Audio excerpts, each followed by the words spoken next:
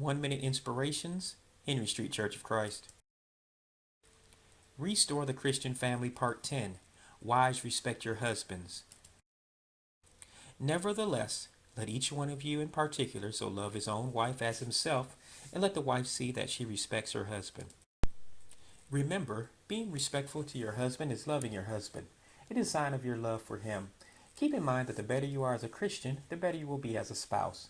Jesus wants us to love our neighbor as ourselves and to treat others the way that we want to be treated. This includes our lives within marriage.